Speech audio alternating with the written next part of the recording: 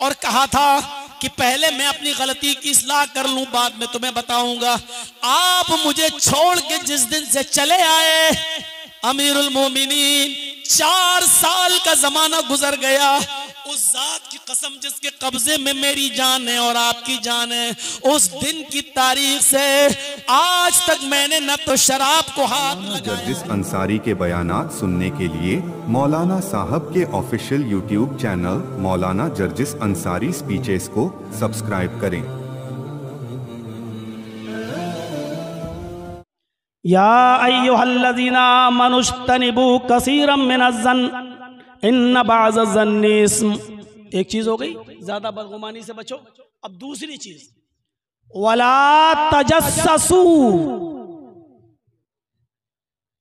टोह मत लगाओ। टोह समझते हैं ना? देखें क्या हो रहा है। टोह किसी की फेसबुक में झांक के देखना, किसी के मोबाइल में लॉक लगा हुआ है तो जबरदस्ती कोशिश करना, किसी घर में दरवाजा बंद है तो खिड़की से झांक के देखना। वला तजस्ससू, किसी की जासूसी मत करो, टोह मत लगाओ, बहुत बड़ा गुनाह है। घर में क्या हो रहा है घर वाला जाने, आपको हक नहीं है किसी के घर की जासूसी कर देकर। मना किया अल्लाह के नबी सल्लल्लाहु अलैहि वसल्लम ने, और कुरान की आयत तो वाज़े, वला तजस्ससू, किसी की टोह मत लगाओ। दिल चाहता है कि आपको एक वाक़े की तरफ ले चलूं जिसको अल्लामा शिबली ने सीरत उमर के अंदर पेश किया है, सीरत फारूक के अंदर। हजरत उमर फारूक का मामूल था, ये बुराई बहुत आम है, इसके बाद में गीबत भी आ रही है, बहतान भी आ रहा है, इल्जाम तराशी भी आ रही है, बहुत आसान है। सुनिए, वला तजस्ससू, जासूसी मत करो। हजरत उमर फारूक रज़ी अल्लाह ताला अन्हु का एक उसूल था, रात को भेष बदल कर, चेहरा बदल कर वो निकलते थे और ये अंदाजा लगाते थे कि किसके घर में चूल्हा जल रहा है और किसके घर में चूल्हा नहीं, कौन भूखा सोया। तो हजरत उमर फारूक जब रात में निकले तो एक घर के पास पहुंचे, वहां से गाने की आवाज आ रही थी। एक बूढ़ा आदमी गाना गा रहा था और थोड़ी देर के बाद बूढ़े आदमी की आवाज बंद हुई तो एक लड़की की आवाज आने लगी जो गाना गा रही थी, मुगन्निया गाना गा रही थी। हजरत उमर फारूक ने कहा, देखे क्या हो रहा है। बहुत सी चीजें आज आपको मिलेंगी। पंजे के बल चढ़ गए दीवार पर, देखिए दरवाजा बंद था, पंजे के बल चढ़े और दीवार पर चढ़कर झांक कर देख रहे हैं तो क्या देखते हैं कि एक बूढ़ा आदमी शराब के नशे में धुत है और पास में कुछ रक्कासा, कुछ डांसर्स, कुछ नाचने वालियां नाच रही हैं और गा रही हैं।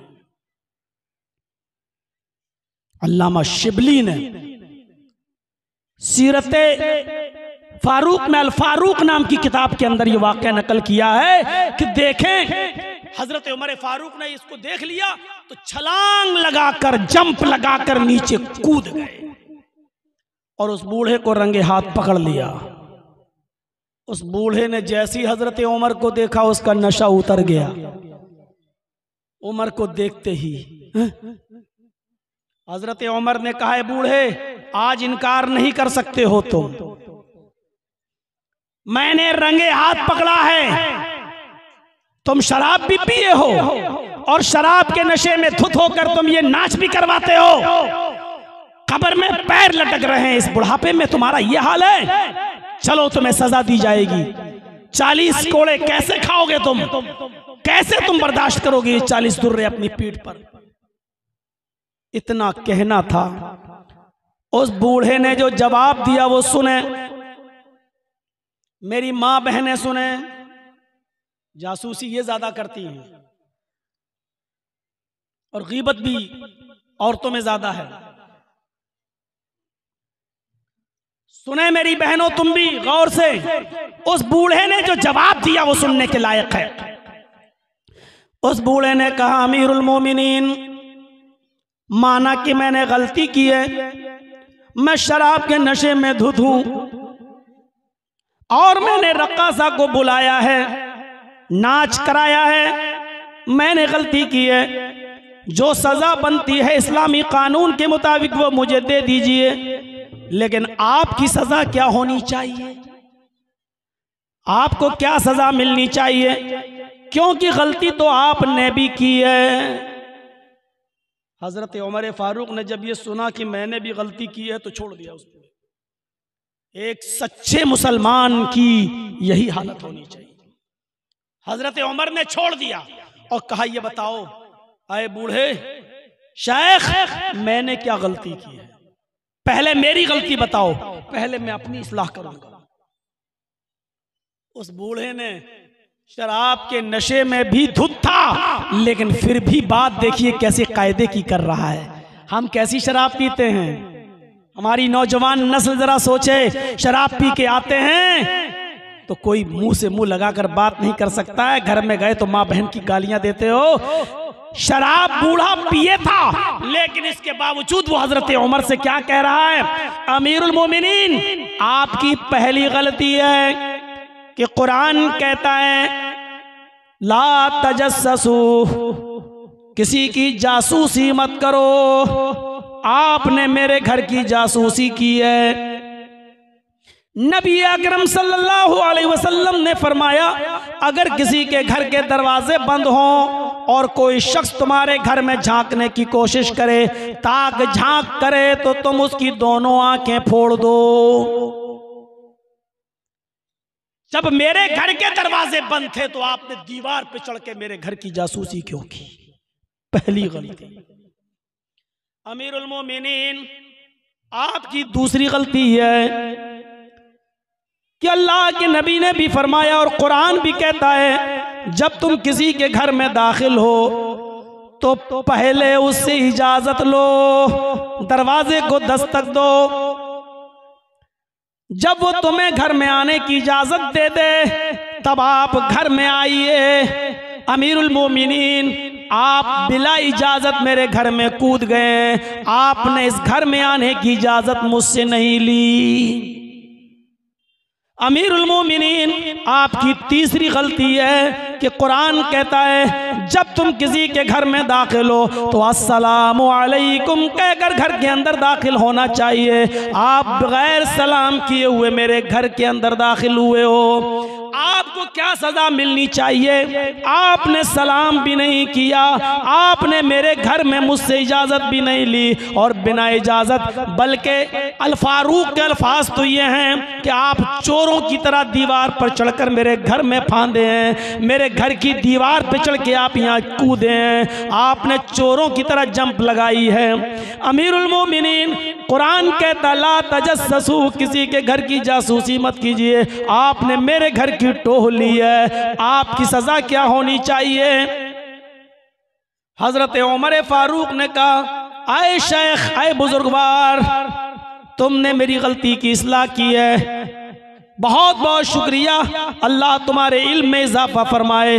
ठीक है, पहले मैं अपनी गलती सुधारता हूँ, पहले मैं अपनी इस्लाह करता हूँ, उसके बाद मैं तुम्हें सजा दूंगा। ये कहकर हजरत उमर फारूक वहां से निकल जाते हैं। फिर 4 महीने का अरसा गुजर जाता, 4 साल का अरसा गुजर जाता है, 4 महीना नहीं, 4 साल का अरसा गुजर जाता है। वो बूढ़ा बहुत ज्यादा कमजोर हो जाता है, चलने फिरने के लायक नहीं रहता है। बैतुल माल से अपना वजीफा मुतय्यन कराने के लिए हजरत उमर फारूक के पास लाठी लेकर जाता है। उसकी कमर झुक चुकी है, उसकी कमर झुक चुकी है। इस वाक़े को सुनने के बाद बहुत कुछ मिलेगा मेरे भाइयों। हजरत उमर फारूक के पास जाता है और जो लोगों की लाइन लगी थी वजीफा मुतय्यन कराने वालों की, वो पीछे लग जाता है। हजरत उमर फारूक की नजर इस बुजुर्ग पे पड़ी। 4 साल पहले इस बुजुर्ग के घर में गया था, इसको शराब के नशे में देखा था, एक रक्कासा को नाच करा रहा था, डांस करा रहा था। आज ही आया है, इस बूढ़े को बुलाया, इधर आओ। वो करीब आया, समझ गया आज तो फंस गया, ये मुझे पहचान गए, मुझे कोड़े मारेंगे। कहा आप अंदर चलिए। उस बुजुर्ग को अंदर ले गए, उसको बिठाया अपनी चटाई के ऊपर, उसको उस जमाने के हिसाब से खजूर खिलाया, पानी पिलाया, जो नाश्ता चलता था उसको खिलाया पिलाया। वो सोच रहा है ऐसा तो नहीं कि बकरे को कुर्बानी करने से पहले चारा दिखाया जाता है, ऐसा ना हो कि पहले खिलाए पिलाए और बाद में 40 कोड़े, मैं तो 2 कोड़े के लायक नहीं हूं। हजरत उमर फारूक ने कहा बुजुर्ग कैसे आना हुआ? अब उसने अपनी परेशानी बताई, चलने फिरने के लायक नहीं हूं, औलाद भी नहीं है, कमाने के कासिर हूं, बैतुल माल से बुजुर्ग को जो वजीफा मिलना चाहिए, राजकोष से, इस फंड से मुझे जो मिलना चाहिए, मुझे अपना फंड जारी करवाना है, अपना वजीफा जारी करवाना है। हजरत उमर फारूक ने उस बुजुर्ग के नाम फौरन एक वजीफा जारी कर दिया, इतना इतना तुम्हें बैतुल माल से हर महीने दिया जाएगा। फौरन हुक्म दिया, उसका वजीफा जारी हो गया। उस बुजुर्ग को अकेले में ले गए। सुनिए मेरी माँ बहनों, तुम भी सुनो, आप भी सुनिए, और ये वाकया तो हमारे उलमा को भी इससे इबरत हासिल करना चाहिए। उलमा को भी, वो भी इंसान होते हैं, गलतियां हम उलमा से भी हो सकती हैं। हजरत उमर ने उस बुजुर्ग से कहा, अरे बुजुर्गवार, पैर कब्र में लटके हैं, बुढ़ापे का हाल यह है कि कमर झुक चुकी है, लाठी टेक कर चलते हो, अब तो कम से कम शराब को छोड़ दो, अब तो शराब मत पिया करो, और अब तो किसी तवाइफ को ना बुलाया करो, किसी रक्कासा का नाच ना कराया करो, इस उम्र में तुम्हें शोभा नहीं देता। सबके सामने उसको रुसवा नहीं कर रहे हैं, चाहते तो सबके सामने कह सकते हैं, बुढ़े तो वही शराबी है ना, इधर 4 साल पहले शराब पीता हुआ पकड़ा गया था ना, चाहते तो कह सकते थे, लेकिन हजरत उमर उसको अकेले में कह रहे हैं, आए बुजुर्गवार, आए बुजुर्गवार, इस उम्र में शराब तुम्हें शोभा नहीं देती है। अब उस बुजुर्ग का जवाब सुनो। उस बुजुर्ग ने जवाब दिया, अमीरुल मोमिनीन, आपने मुझे जिस दिन छोड़ा था और कहा था कि पहले मैं अपनी गलती की इस्लाह कर लूं, बाद में तुम्हें बताऊंगा, आप मुझे छोड़ के जिस दिन से चले आए, अमीरुल मोमिनीन, 4 साल का जमाना गुजर गया। उस जात की कसम जिसके कब्जे में मेरी जान है और आपकी जान है, उस दिन की तारीख से आज तक मैंने न तो शराब को हाथ लगाया है और ना ही मैंने किसी रक्कासा को बुलाकर मैंने नाच करवाया है। मेरे घर में कोई नहीं हो, शराब तक को हाथ नहीं लगाया। मेरे भाइयों, तन्हाई में जो नसीहत की जाती है वो कारगर होती है, तन्हाई में किसी की इस्लाह जो की जाती है वो असरअंदाज होती है। हजरत उमर फारूक ने उसको सरेआम नंगा नहीं किया है, उसको बरसरेआम नंगा नहीं किया है, उसको जो है सबके सामने रुस्वा नहीं किया और जलील नहीं किया है। आज ताज्जुब होता है, सरेआम लोगों को रुस्वा किया जाता है, सरेआम जलील किया जाता है। हजरत उमर ने तो उसको भी रुस्वा नहीं किया जिसके अंदर शराब पीते हुए जिसको पकड़ा, यानी ऐब था, हम तो उसको भी रुस्वा कर देते हैं बिला तहकीक जिसके अंदर ये ऐब ही नहीं हो। मेरे भाइयों, और रुस्वा करने में उलमा का किरदार, मौलवियों का किरदार जाहिलों से भी ज्यादा आगे बढ़ चुका है, उलमा का किरदार और आगे बढ़ चुका है। मेरे भाइयों, देख लीजिए किस तरीके से रुस्वा किया जाता है, उसके डिग्रियां देख लीजिए आप फेसबुक पर और सोशल मीडिया पर, किसी के साथ फैजी, किसी के साथ सल्फी, किसी के साथ मदनी, किसी के साथ अजहरी, किसी के साथ कुछ। मेरे भाइयों, हजरत उमर फारूक ने तो उसको भी रुस्वा नहीं किया जिसके अंदर शराब पीते हुए जिसको पकड़ा था, उसको भी रुस्वा नहीं कर रहे हैं, और हम सरेआम एक दूसरे को कीशा उछालते हैं, एक दूसरे को रुस्वा करते हैं, एक दूसरे को जलील करते हैं। हजरत उमर फारूक से सीखो। मेरे भाइयों, अंदाजा लगाना चाहिए हमें और आपको सबको, तो जासूसी बहुत खतरनाक चीज होती है। हजरत उमर फारूक ने अपने आप को बचा लिया, नहीं नहीं नहीं, मैं दूर हूं और पहले मैं अपनी इस्लाह करूंगा।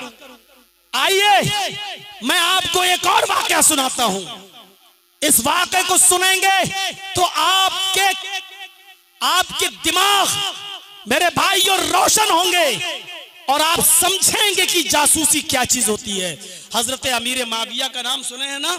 हजरत अमीर माविया का नाम, अमीर माविया बड़े सहाबी जलील कद्र सहाबी गुजरे हैं। उनके घर कोई मेहमान आए, हजरत अमीर माविया ने अपनी बीवी से कहा ये मेहमान आए हैं, ये कुछ दिन घर में रुकेंगे। अच्छा, कुछ औरतों की आदत होती है मेहमान नवाजी करने में बड़ी कच्ची होती हैं, मेहमान नवाजी करने में बड़ी कच्ची होती, उनको अच्छा नहीं लगता कि मेरे घर में कोई मेहमान आए। अब लोग खाना बनाएगा कौन, इनके कपड़े धुले, खाना बनाए, ये करे, तो उनको अच्छा नहीं लगता कुछ। अमीर माविया की बीवी भी बड़ी सुस्त थी मेहमान नवाजी करने में। अब वो कहने लगी मेरे शौहर तो मानेंगे नहीं, मेहमान नवाजी करेंगे ही।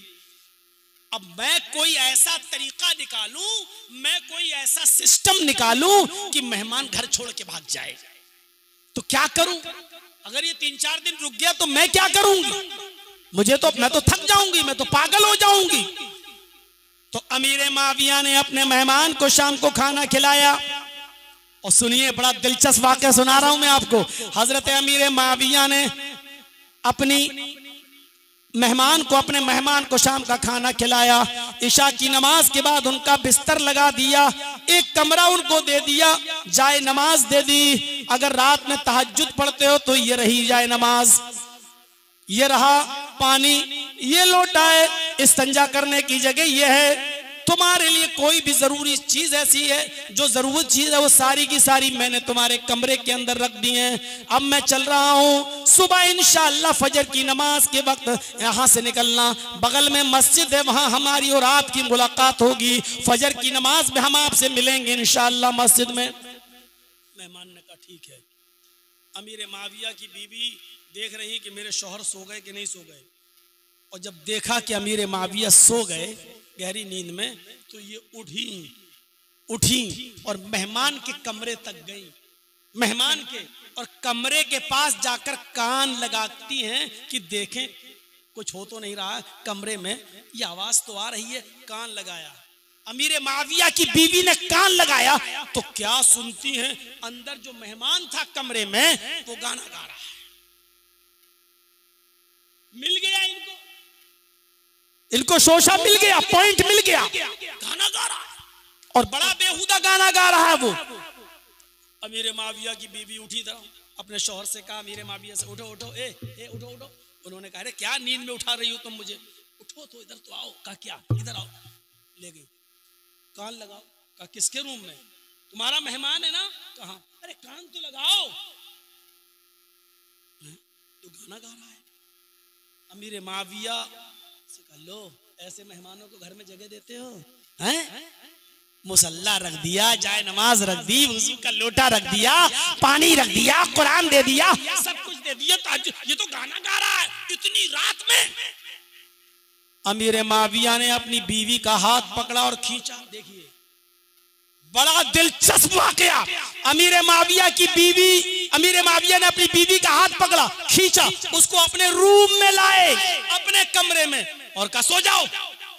तुम्हें मालूम है कुरान क्या कहता है, ला तजस्ससू, किसी की टोह मत लगाओ, किसी की जासूसी मत करो। तुम्हारी हिम्मत कैसे पड़ी? जब मैंने मेहमान का कमरा अलग कर दिया था, उसके अंदरूने खाना से तुम्हें क्या मतलब? वो कमरे के अंदर क्या कर रहा था? तुमने उसकी टोह क्यों ली? तुमने उसकी जासूसी क्यों की? तुम्हें नहीं मालूम? अल्लाह के नबी ने फरमाया अगर कोई ताक झांक करे तो उसकी आंखें फोड़ दो। क्यों गई तुम उसके रूम की तरफ? क्या जरूरत थी तुम्हें? अमीर माविया की बीवी कहती लो, वो गाना गा रहा, उसकी कोई गलती नहीं, सारी गलती मेरी है। अमीर माविया ने कहा वो अपने कमरे में क्या कर रहा है, तुम्हें उससे क्या मतलब? वो जाने, उसका रब जाने, तुम कौन होती हो उसकी जासूसी करने के लिए? सो जाओ।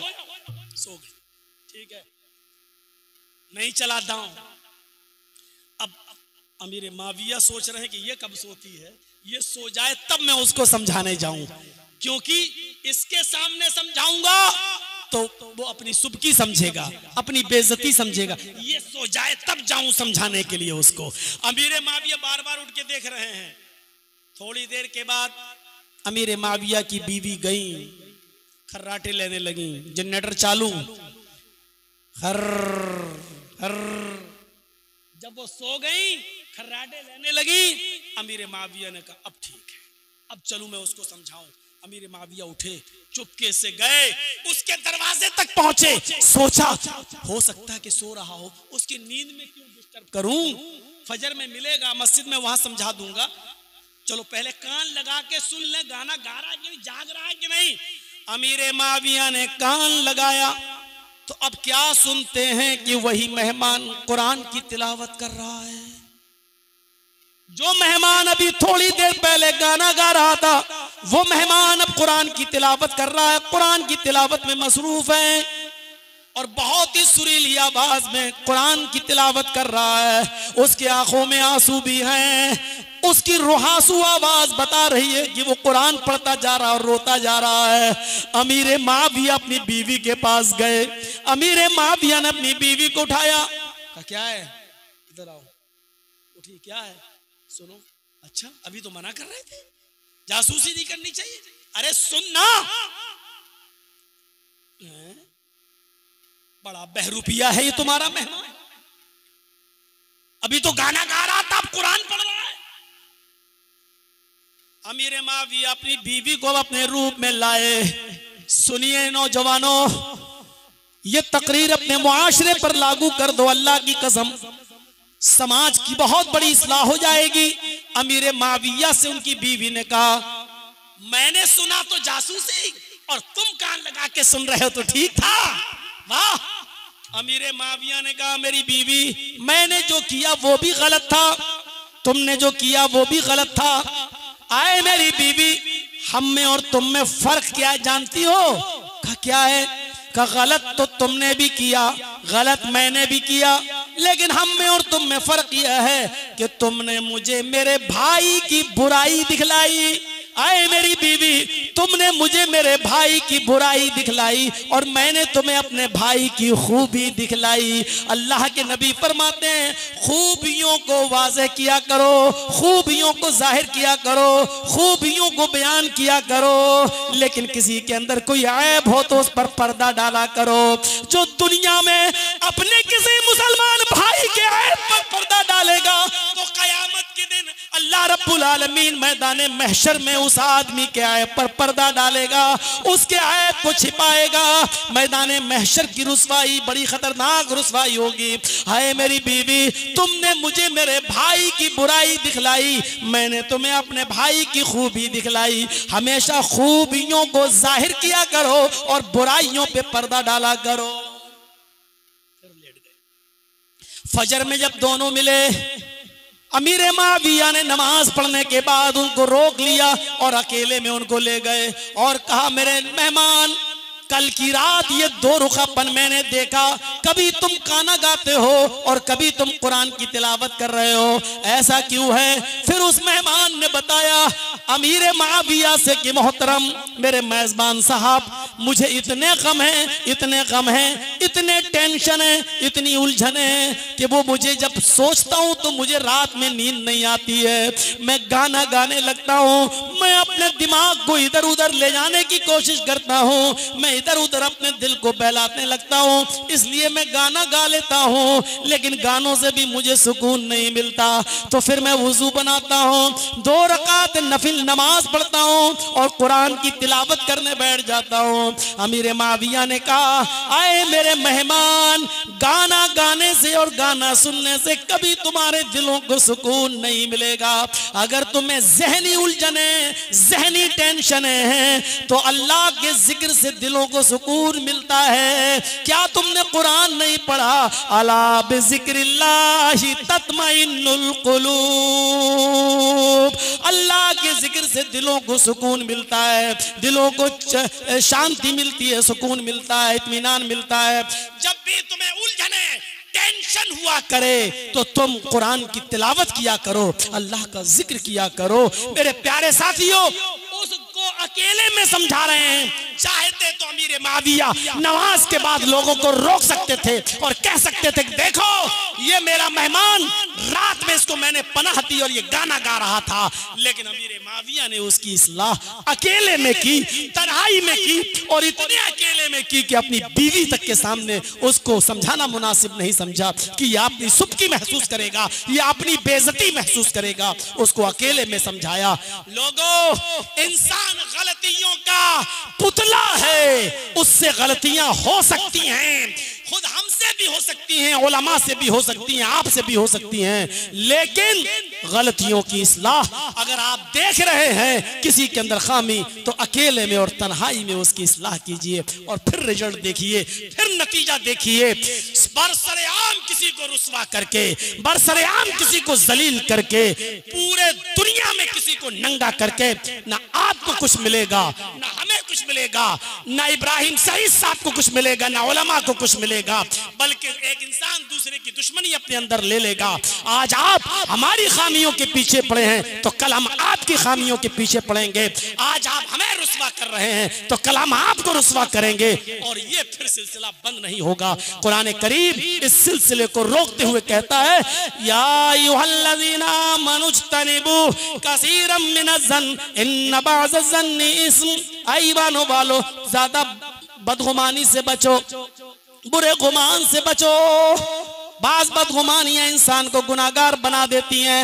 वला तजस्ससू, और तुम एक दूसरे की जासूसी न किया करो, एक दूसरे की जासूसी न किया करो। ना बदगुमानी अच्छी है ना जासूसी अच्छी है। बदगुमानी पर मैं बता चुका हूं आपको, जासूसी पर यह बताया।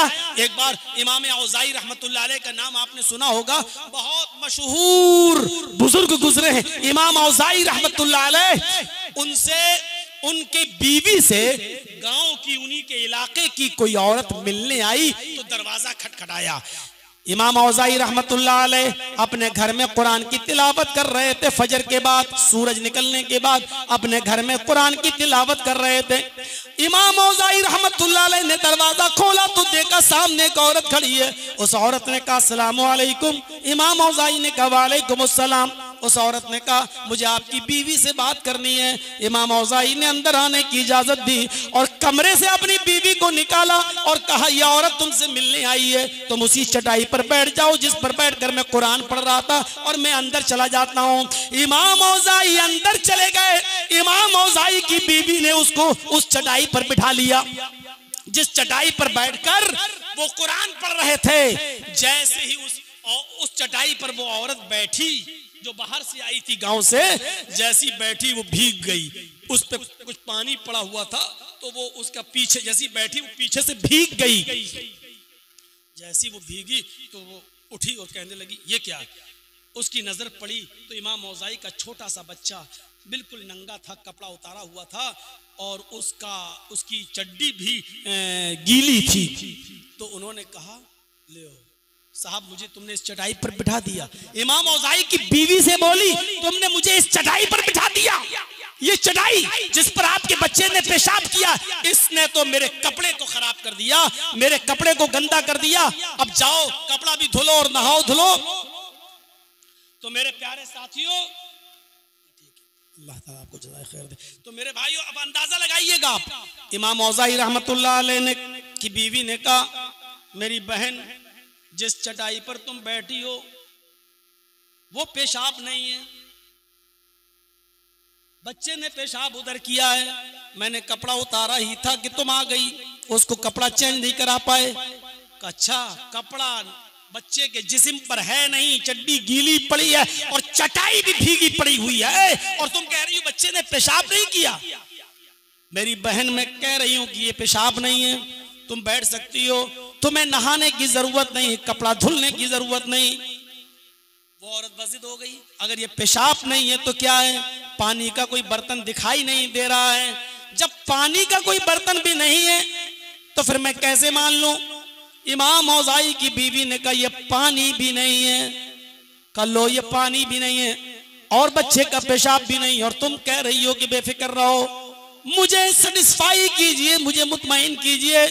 इमाम औज़ाई की बीवी कहती मैं बताना तो नहीं चाहती थी, लेकिन तुमने इत्मीनान कल्बी के लिए मुझे मजबूर कर दिया, इसलिए मैं तुम्हें बता रही हूं। सुनो, जिस चटाई पर तुम बैठी हुई हो, इस चटाई पर मेरे शौहर इमाम औज़ाई फजर की नमाज पढ़ाने के बाद आते हैं और इसी चटाई पर बैठकर कुरान की तिलावत करते हैं।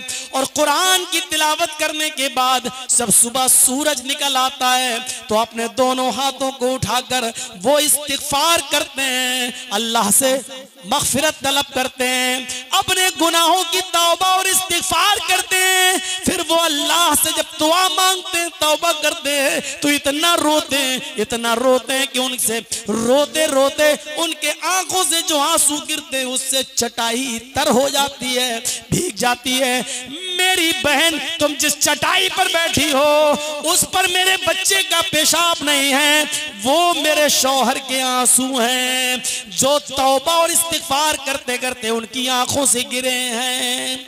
मेरे भाइयों, पूरा वाक़या बताने का मकसद ये है, हम जो समझते हैं जरूरी नहीं कि वो हो, बात कुछ और भी हो सकती है। इसलिए कुरान कहता है ज्यादा बदगुमानियां मत करो, किसी के बारे में बदगुमानी से बचो। बाज़ बदगुमानियां इंसान को गुनाहगार बना देती हैं। फिर कहा जासूसी मत करो। अब तीसरी चीज की तरफ आइए, वला यग़्तब बाज़ुकुम बाज़ा, तुम में से कोई किसी की गीबत भी न करे, पीठ के पीछे कोई किसी की बुराई न करे। पीठ के पीछे फला ऐसा था, फला ऐसा था, पीठ के पीछे कोई किसी की गीबत न करे। आगे एक मिसाल दी, अयुहिब्बु अहदुकुम अन याकुला लहमा अखीहि मैतन, क्या तुम में से कोई ये पसंद करता है कि वो अपने मुर्दा भाई का गोश्त नोच नोच के खाए? क्या तुम में से कोई ऐसा है जो अपने सगे भाई का उसके मरने के बाद उसका गोश्त नोचे और नोच नोच के अपने भाई का गोश्त खाए? कोई पसंद करेगा? जब तुम इसको ना पसंद करते हो, अपने मुर्दा भाई का गोश्त नोच नोच के खाने में जब तुम पसंद नहीं करते हो, तो मेरे प्यारे साथियों, फिर ये कैसे पसंद करते हो कि किसी के पीठ के पीछे तुम गीबत करो? माइज इब्ने मालिक असलमी ने अपने जुर्म को कबूल कर लिया। अल्लाह के नबी ने उनको पत्थरों से मार मार के संसार करने का हुक्म दे दिया, वो संसार कर दिए गए। अल्लाह के नबी कहीं से गुजर रहे थे, कुछ लोगों को देखा बैठे हैं सड़क पर, जैसे आप लोग चाय की होटलों पर बैठे रहते हैं, वो सड़क पर बैठे हैं और गुफ्तगू कर रहे हैं। माइज इब्ने मालिक असलमी को क्या जरूरत थी? अरे अल्लाह ने जब उनका ऐब छिपा लिया था, जब उनके जुर्म पर पर्दा पड़ा हुआ था, किसी को मालूम नहीं था, तो माइज इब्ने मालिक असलमी को क्या जरूरत थी बताने की? देखो कैसे कुत्ते की मौत मारा गया, उसको पत्थरों से मार मार के संसार कर दिया गया। देखो माइज इब्ने मालिक कैसा मारा गया। अल्लाह के नबी उस वक्त कुछ नहीं बोले, आगे बढ़ गए। आप आगे बढ़े तो क्या देखते हैं, एक मरा हुआ गधा पड़ा हुआ है। आपने कहा माइज इब्ने मालिक उनको बुलाओ जो सड़क पर रोड पर बैठकर बातें कर रहे थे, उनको बुलाया गया। वो आए, जी अल्लाह के नबी आपने बुलाया? कहा जी। किस लिए? कहा आपकी दावत है। कहा आपके यहाँ मेरी दावत? ज़हे किस्मत, ठीक है हम तैयार हैं। कहा तैयार हैं तो खाओ, ये मरा हुआ गधा पड़ा हुआ इसका गोश्त खाओ। चौंक गए, मैं समझा नहीं। अल्लाह के नबी ये क्या? ये तो जिंदा गधा भी हराम है और ये तो मुर्दा है। आपने तो जिंदा गधा भी हराम करार दिया और ये तो मरा पड़ा है। आपने कहा अभी तो तुमने अपने भाई का गोश्त खाया है, फिर मरे हुए गधे का गोश्त खाने में क्या मुजायका है, क्या हर्ज है, खा लो। कहा अल्लाह के नबी हमने तो कोई गोश्त नहीं खाया। आपने कहा तुमने तो अपने मरे हुए भाई का गोश्त खाया है, तुमने माइज इब्ने मालिक असलमी की गीबत की है। तुमने कहा ना, क्या जरूरत थी उसको बताने की? देखो अल्लाह के रसूल ने सजा दे दी और मारा गया। तुमने तो कहा कुत्ते की मौत मारा गया। देखो कहा ना, सर नीचे हो गया। मेरे भाइयों को और करो, मरे हुए भाई के गोश्त खाने के बराबर है हम पीठ के पीछे किसी की बुराई करें। अगर उसके अंदर वो ऐब है और पीठ के पीछे बता रहे हैं, इसी को गीबत कहते हैं। और अगर वो ऐब है ही नहीं मान लो कोई शराब पीता ही नहीं है और हम कह रहे हैं वो शराब पीता है। मसलन किसी लड़के का रिश्ता किसी लड़की के साथ लगा है और लड़की वाले पूछ रहे हैं लड़का कैसा है, अब हम अपनी दुश्मनी निभा रहे हैं, वो शराब नहीं पीता है, लेकिन मैं कहूं तो शराबी है, हट वो तो अरे कई लड़कियों से उसका ताल्लुक है और वो शराबी नहीं है, तो ये हम बहतान लगा रहे हैं, इल्जाम लगा रहे हैं उसके ऊपर, ये बहतान लगा रहे हैं। किसी को शराब पीते हुए देखे और हम उसका चर्चा करें कि फला शराबी है, देखो वो फला, अरे वो अकरम, हाँ वो शराबी है, अरे वो असलम, वो हाँ वो शराबी, हम इसका नाम ले लेकर रुस्वा करें, तो ये पीठ के पीछे अगर हम उसका नाम लेकर उसको बुराई कर रहे हैं तो ये गीबत है, और अगर उसके अंदर ये बुराई नहीं है तो ये उसके ऊपर इल्जाम है। इल्जाम मेरे भाइयों बहुत सख्त सजा है इल्जाम की, इल्जाम लगाने की। आप किसी के ऊपर बिला तहकीक के इल्जाम नहीं लगा सकते हैं, तहकीक कर लिया करिए आप। मेरे भाइयों कुरान करीम को पढ़िए, कुरान कहता वाला यक्तब बाज़ुकुम बाज़ा, तुम में से कोई किसी की गीबत न करे। हजरत आयशा सिद्दीका ने सिर्फ इतना कह दिया था, अल्लाह के रसूल वो सौदा उनके बारे में आप बात कर रहे हैं, अरे वो नटनी, ऐसे देखिए पीठ के पीछे इतना कहा था, अच्छा वो पस्त कद की, वो नटनी, वो नाटे कद की, वो आपकी बीवी जो छोटे कद की है, पस्त कद की। अल्लाह के नबी ने इतनी बात सुनी, फरमाया आयशा आज तुमने अपने मुंह से ऐसा जुमला निकाला है, ऐसा कलमा निकाला है, ऐसा वर्ड यूज किया है, अगर तुम्हारी जबान से निकले हुए इस वर्ड को, इस लफ्ज को अगर समंदर में डाल दिया जाए तो पूरे समंदर का पानी कड़वा हो जाए। इतनी सी बात हम क्या क्या नहीं कह देते हैं पीठ के पीछे, और किसकी पीठ के पीछे हम बुराई नहीं कर देते हैं। मेरे भाइयों हम अपने मुआशरे पर नजर डालें, जिस चीज से रोका है इस मुआशरे की इस्लाह के लिए, आज वही बुराइयां हमारे समाज और हमारे मुआशरे के अंदर सबसे ज्यादा पाई जा रही हैं।